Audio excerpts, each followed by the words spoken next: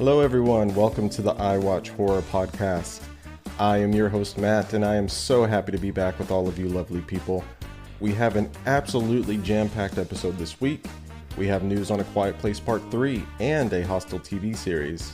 There are quite a few movies hitting theaters on Friday, and we'll close the show with my top 5 favorite horror comedies of all time. So let's get to it.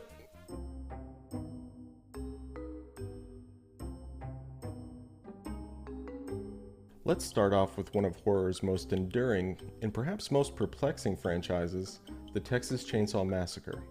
It seems the rights to Leatherface and his charming family are at the center of a bidding war, and some very interesting names are circling. First up, we have Osgood Perkins, who many of you might know from his work on the film Longlegs. He's looking to team up with Brian Bertino, the director behind The Strangers, to write a new screenplay with Bertino also directing. Then there's J.T. Molnar. He's reportedly joined forces with veteran producer Roy Lee in the acclaimed indie powerhouse A24. Their pitch is for a Texas Chainsaw Massacre TV series, which opens up all sorts of possibilities for expanding the lore beyond just the feature films. And if that wasn't enough, Roy Lee apparently also has a separate feature film pitch for Netflix. The current rights holders, Exerbia Films, is looking for a $3 million deal for this next chapter of the franchise. And it's not just Perkins and Molnar in the mix. Official talks have commenced with a diverse range of interested parties, among them none other than Jordan Peele's Monkey Paw Productions, a company that has of course redefined modern horror. And in a more slightly unexpected turn, Taylor Sheridan, known for his gritty, character-driven dramas like Yellowstone, is also reportedly in the running. It's truly a who's who of Hollywood talent looking to get their hands on this iconic piece of horror history. The question, of course, is what vision will ultimately prevail? We have a new teaser trailer for Silent Night, Deadly Night. Behind the lens for this iteration is Mike P. Nelson, who not only directs but also penned the screenplay. Some of you might recognize his work from the 2021 Wrong Turn reboot. As for the cast, we'll see Roan Campbell in a leading role. Campbell has been making a name for himself in horror recently, notably as Corey Cunningham in Halloween Ends. Joining him is Ruby Modine, who fans will remember from the Happy Death Day films. The core of the story, for those unfamiliar with the original, centers on a character named Billy.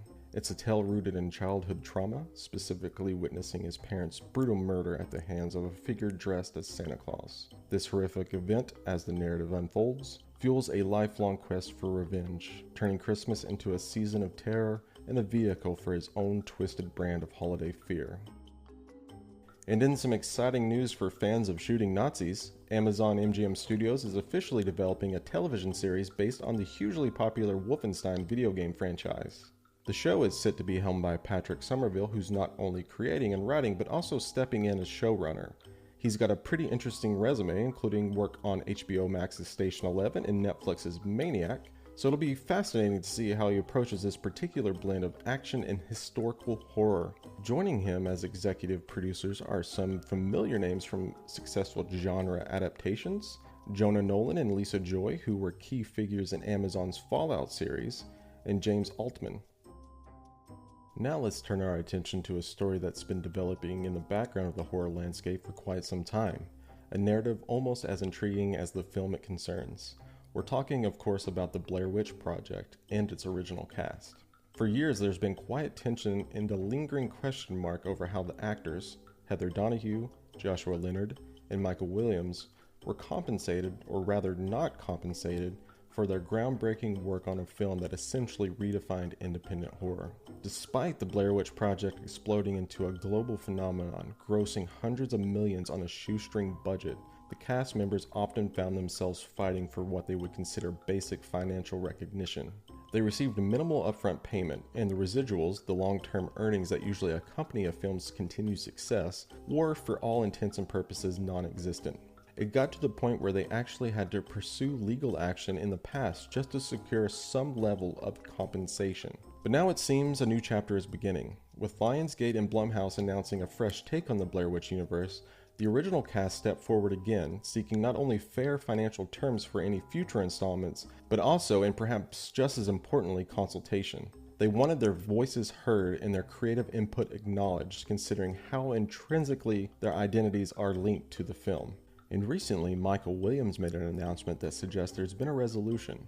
He shared that he has buried the hatchet with Lionsgate and Blumhouse. While the specifics of an agreement weren't widely disclosed, this phrase strongly implies that the demands of the cast have been met, and that all parties are now moving forward in what appears to be a much more constructive and positive direction. For years, the prospect of Gremlins 3 has lingered in a sort of cinematic purgatory, whispered about, hoped for, but never quite materializing. According to star Zach Galligan, the project is indeed still alive within Warner Brothers. Galligan recently offered some insight into the sequel's current status. Apparently, a script for Gremlins 3 has been completed. The big hurdle, it seems, is getting the final blessing from none other than executive producer Steven Spielberg himself. And what's really interesting, though, is the reported catalyst for this renewed momentum. The success of the recent Beetlejuice sequel has really caught Warner Brothers' attention. It seems the studio is keenly aware of the current wave of nostalgia washing over audiences, and they're looking to capitalize on that appetite for revisiting beloved franchises. Rennie Harlin, the man at the helm of the new Strangers trilogy, has been paying close attention to the audience. After The Strangers Chapter 1 premiered, there was a clear signal from viewers. They wanted more. Not necessarily more blood or more screams, though those are probably on the menu, but more information about our antagonists. So Harlan decided to go back and add some additional photography to the upcoming sequels. It's about providing just a few more glimpses into the history of these masked figures. The goal, he says, is to deepen their characters to make them a bit more interesting, without taking away from the terrifying randomness that makes them so effective. It's a delicate balance, giving us just enough to pique our curiosity, but not so much that we lose the unsettling sense of why us that truly defines the Strangers. It speaks to a director willing to adapt and refine a story even after the cameras have supposedly wrapped. With the upcoming Crystal Lake series, the Friday the 13th franchise has been in the news quite a bit. Now we have even more news. Robbie Barsamian, the vice president over at Horror Inc., confirmed that both a new Friday the 13th film and a new video game are currently in the early stages of development. Barsamian was pretty clear about their priorities, stating that these projects are at the top of our list, suggesting a real commitment to bringing Jason back to the fans in a big way. It seems the legal wrangling that kept Jason dormant for so long might finally be behind us, and the iconic slasher is poised for a significant resurgence across multiple platforms. For its third season, the AMC series Interview with the Vampire is getting a bit of a rebrand, shifting its title to The Vampire Lestat. This, of course, aligns with Anne Rice's second novel in the Vampire Chronicles, a natural progression for a show as it continues to adapt her sprawling literary universe. We can expect this new season to drop sometime in 2026, and it sounds like quite the departure from the more intimate narratives we've seen so far. The focus, as the title suggests, will squarely be on Lestat, with the storyline diving into his fascinating and somewhat audacious turn as the frontman of a rock band. Both Sam Reed and Jacob Anderson are confirmed to return, so we'll still have that familiar dynamic at play. I'm excited for this one, it's a great show. We've just gotten a fresh look at the new trailer for The Conjuring Last Rites, which is set to hit theaters on September 5th. This could be the final appearance for Patrick Wilson and Vera Farmiga as Ed and Lorraine Warren in the mainline series. This film reportedly draws from the infamous Smurl family haunting. While this might be the grand finale for Ed and Lorraine's central story, there's already chatter about the franchise potentially entering a new phase of films, a television series, and even the possibility of a spin-off focused on the rather unsettling Crooked Man. So it seems the Conjuring universe in one form or another isn't quite finished. Streaming service Peacock is dipping its toes into the world of horror with a TV series based on Eli Roth's Hostel. The original films are centered on this chilling concept of an elite hunting club where wealthy individuals pay to unsuspecting tourists in Eastern Europe.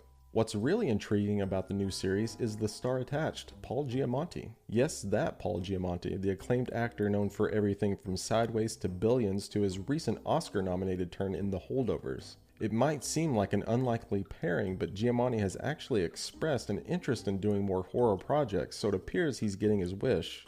Eli Roth, the original creator, is heavily involved as well. He's set to direct, co-write, and executive produce this reinvention of the franchise. He'll be joined by original Hostel producers Chris Briggs and Mike Fleiss as executive producers. Details on the exact plot are still under wraps, and Giamatti's specific role has not been disclosed. It'll be interesting to see how they translate such a visceral and controversial film series to the television format, and what kind of reinvention they have in store. Could it be more of an elevated thriller, as some are suggesting? Or will it lean into the explicit horror that defined the originals? Only time will tell, but it's definitely worth keeping an eye on. And finally, A Quiet Place Part 3 has officially been given a release date of July 9th, 2027. John Krasinski, the driving force behind the first two films, is back at the helm. He's set to write, direct, and produce this third installment. His production company, Sunday Night Productions, is teaming up once again with Platinum Dunes, who have been involved since the very beginning. So for fans wondering where the main story would go after the second film's rather intense conclusion, it looks like we'll have to wait a little bit longer. But the good news is the original vision, the one that resonated so deeply with audiences, is back in the hands of its creator. It'll be interesting to see how the narrative expands and what new challenges await the survivors in a world where making a sound can mean the end. And that's it for news this week. Links to all of my sources will be included in the show notes.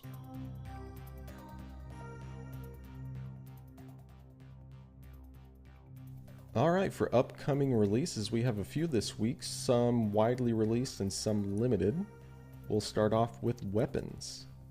And the synopsis reads: when all but one child from the same class miraculously vanish on the same night at the exact same time, a community is left questioning who or what is behind their disappearance. Weapons stars Julia Garner, Josh Brolin, and Alan Ehrenreich. Next up, we have Shaman. And the synopsis reads: a missionary converting an indigenous community in a remote Ecuadorian volcano must come to terms with her own faith when her son is possessed by dark forces. Shaman stars Sarah Canning, Alejandro Fajaro, and Curry Fierez. Sight. And the synopsis reads: after a terrifying encounter at an abandoned government test site, a small-town family man begins seeing haunting visions of a past that threatens to destroy his present. Sight stars Ariel Cabell, Theo Rossi, and Jake McLaughlin. Birthright. And the synopsis reads: a pregnant woman inherits a house from her aunt and moves there with her girlfriend. Their unborn child becomes threatened by an old karmic debt linked to the town's dark past. Birthright stars Michael Chernis, Alice Kremmelberg, and Ross Patridge. Strange Harvest. And the synopsis reads: detectives are thrust into a chilling hunt for Mr. Shiny, a sadistic serial killer from the past whose return marks the beginning of a new wave of grotesque, otherworldly crimes tied to a dark cosmic force. Strange Harvest stars Peter Zizzo, Terry Apple, and Andy Lauer. And we have a couple of video-on-demand releases this week, both on the 5th. First up is The A-Frame, and the synopsis reads: a quantum physicist develops a machine that creates a tunnel to a subatomic universe. In his quest to prove the machine's efficacy, he inadvertently discovers a radical treatment for cancer. The A-Frame stars Johnny Whitworth, Dana Namrod, and Nick Dodani. Sleep Stalker. The synopsis reads: an influencer couple buys an old home to remodel for their DIY social media channel.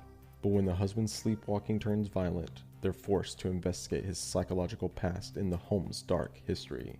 Sleep Stalker stars Josh Gilmer and Terry Westbrook.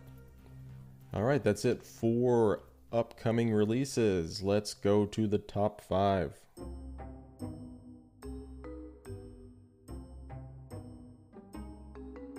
Okay, let's close this out with a top 5. This is one that you guys voted for, and it is my top 5 favorite horror comedies of all time.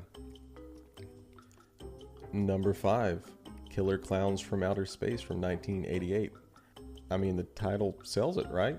They're killer clowns from outer space. You can't lose with that premise. Number 4, we have What We Do in the Shadows from 2014. This was a precursor to the insanely awesome TV series. If you're a fan of the show and you've not seen the film, you should check it out. You'll like it. I like the TV series more, but the film is also great. You should check it out. Number 3, I have Young Frankenstein from 1974. Mel Brooks plus Gene Wilder plus Frankenstein. Enough said, right? Number 2, I have Dell and Tucker vs. Evil from 2010. I remember being skeptical that it would be funny before I watched this. And I was so wrong. So wrong. It's hilarious. It's great. And at number 1, I have Shaun of the Dead from 2004. If you find a better horror comedy than Shaun of the Dead, you're lying. Thank you all so much for tuning in. Before I sign off this week, I wanted to do a quick plug for the I Watch Horror shop. We just released a new Clown in a Cornfield inspired t-shirt.